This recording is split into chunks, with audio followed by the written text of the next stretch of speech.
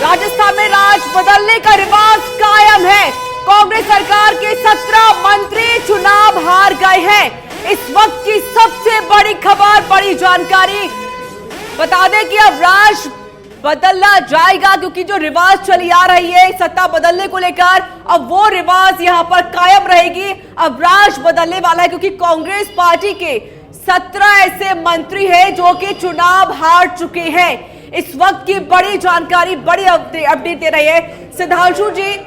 एक कोशिश थी कांग्रेस पार्टी की, भाई राज हम कामयाब रखेंगे और रिवाज को बदल देंगे, लेकिन शायद कांग्रेस पार्टी गलत थी। नहीं, गलत तो नहीं कहेंगे, सबने अपना अपना प्रयास किया और कांग्रेस का परफॉर्मेंस जो है वो मेरे हिसाब से एक स्टैंडर्ड का जो है वो परफॉर्मेंस रहा। क्योंकि इससे पहले कि अगर हम 2008, 2013 और 2015-18 का रिजल्ट देखें तो मुझे लगता है कि कांग्रेस को काफ़ी कम जो है वो सीटें मिली थी, जितनी कि जब उसने सरकार बनाई उतनी मिली थी। लेकिन इस बार 70+ अगर कांग्रेस जा रही है तो आप ये मान के चलिए कि लोकसभा चुनाव जब आएगा तो उसमें जो बीजेपी कह रही है कि 25 की 25 सीट बीजेपी ले जाएगी, मुझे लगता है कांग्रेस वहाँ भी, चूंकि 70 सीटें हैं उसकी 200 विधानसभा में से अगर कांग्रेस 70 के आसपास का आंकड़ा रखती है तो आप ये मानिएगा कि लोकसभा चुनाव में भी जो राजस्थान के अंदर जो कंटेस्ट होगा वो भी काफी इंटरेस्टिंग होगा। मित्तल जी, बात यहाँ यही चल रही है कि रिवाज कायम रहा, राज बदल गया। तो क्या लगता है सर, 2024 को देखकर ये 2023 का चुनाव लड़ा था, बीजेपी ने पूरी तरह से पूरी जी जान यहाँ पर झोंक दी थी, जो सियासी जमीन तैयार करना चाह रही थी उसमें कामयाब हुई, और 2024 का भी रिजल्ट कुछ ऐसा ही देखने को मिलेगा या वहां पर रिवाज बदल जाएगा? निश्चित रूप से भारतीय जनता सुरेश जी, आपका रिएक्शन बाद में लूंगा, पहले मित्तल जी से जान लेते हैं।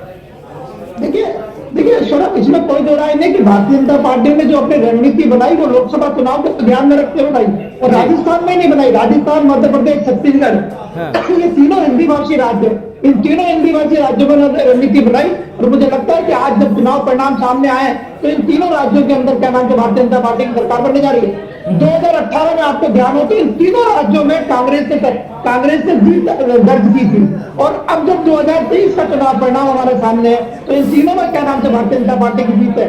तो भारतीय जनता पार्टी ने लोकसभा चुनाव को ध्यान में रखते हुए ये रणनीति अपनी बनाई, और मुझे लगता है उसमें वो सफल रहे। और इसीलिए राजस्थान और मध्य प्रदेश में आपने देखा हो तो कई सांसदों को चुनाव लड़ाया। तो सांसदों को चुनाव लड़ाने के पीछे यही था कि जब लोकसभा, एक्चुअली भारतीय जनता पार्टी को यह लगता है कि लोकसभा में सीधे रूप से प्रधानमंत्री का चेहरा, मोदी का चेहरा सामने होगा, तो राज्य के चुनाव के मुकाबले में लोकसभा चुनाव उनको ज्यादा आसान लगता है। तो इसलिए उन्होंने मध्य प्रदेश और राजस्थान में इस बात के प्रयोग किए कि सांसदों को चुनाव लड़ा दी जाए। मुझे लगता है कि उस प्रयोग में सफल रहे, और अब जब क्या नाम से लोकसभा का चुनाव आएगा तो मुझे लगता है कि कांग्रेस में भारतीय जनता पार्टी के लिए अनुकूल परिस्थिति होंगी, और इन तीनों हिंदी भाषी राज्यों के अंदर एक जमीन तैयार हो गई है जिसका फायदा लोकसभा में भाजपा को मिलेगा।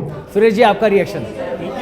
मैं ये कहना चाहता हूं कि 2024 के चुनाव में भारतीय जनता पार्टी राजस्थान में 25 की 25 सीटें लेके आएगी। आपने देखा होगा 2018 के अंदर भारतीय जनता पार्टी की सरकार नहीं बनी थी, इसके बावजूद भी 2019 के चुनाव के अंदर भारतीय जनता पार्टी 25 की 25 सीटें लेके आई है। तो 2024 का जो चुनाव है उसमें भी कमल का फूल खिलेगा, और नरेंद्र मोदी जी जो पिछला 383 की जो सीटें है उससे ज्यादा सीटें लेकर के जी, आपको नहीं लगता है बड़ा चैलेंज भी है, क्योंकि जनता अब आपका आकलन करेगी आगामी 3 महीनों के अंदर कि आप लोग किस तरह से काम कर रहे हैं, राजस्थान में आप लोग क्या कर रहे हैं, बड़ी गारंटी आप लाए हैं, धरातल पर क्या कुछ उतरा है, तमाम मापदंडों पर जनता परखेगी। निश्चित रूप से हमारा जो घोषणा पत्र है, जो हमारा संकल्प पत्र है, उसको धरातल पे लाएंगे। जो संकल्प पत्र के अंदर जो जो चीजें बातें की है उसको हम निश्चित रूप से जनता के बीच में लेके जाएंगे। जनता की जो आशाएं हैं,